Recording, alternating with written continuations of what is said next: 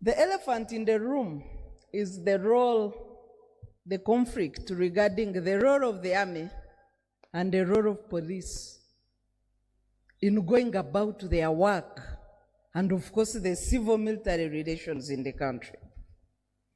Article 209 B is very clear.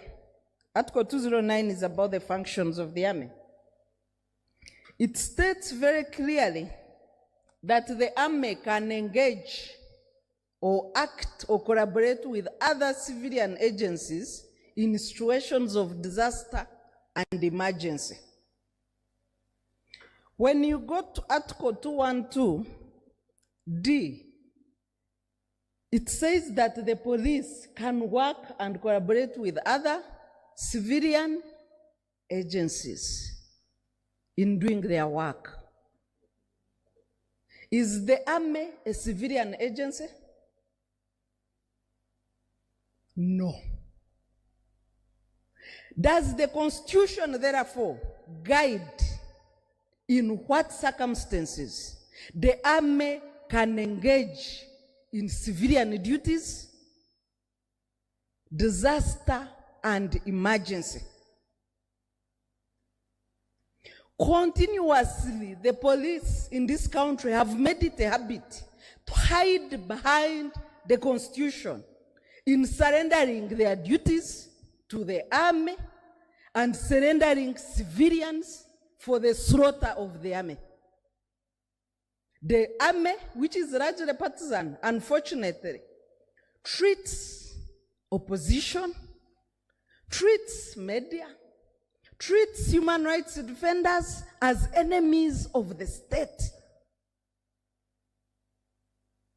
And then you have the police in abuse of the Constitution, hiding behind these two articles. I want to invite the Law Society to help us resolve this controversy.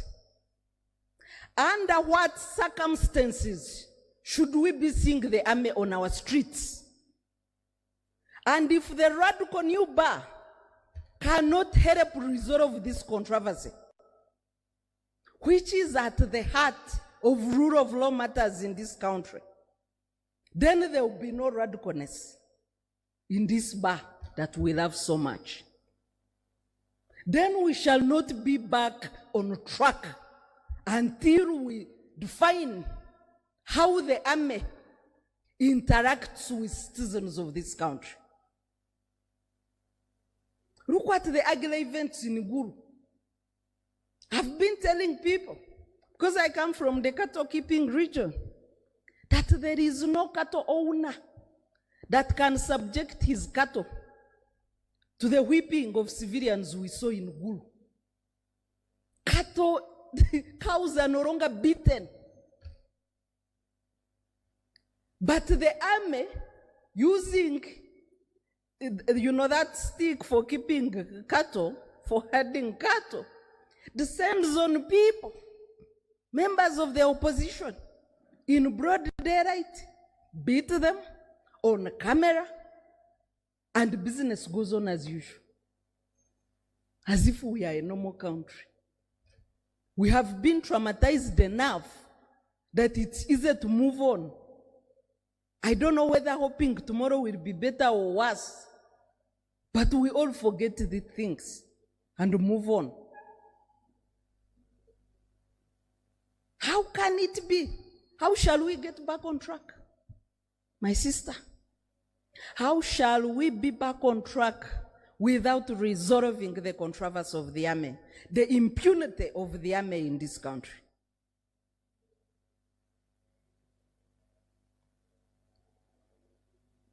Of course, we have other irregularities that have happened. Blocking rallies, I think in 5 districts now. That level of impunity, that you can close a highway, stop a presidential campaign from going to campaign in a gazetted district.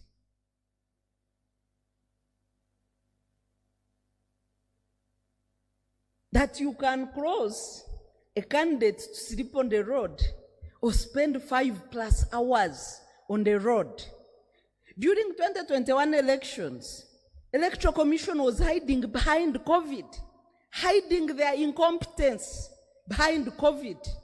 But there is no COVID now. I don't know what excuse Justice Byabakama will invent in his incompetence.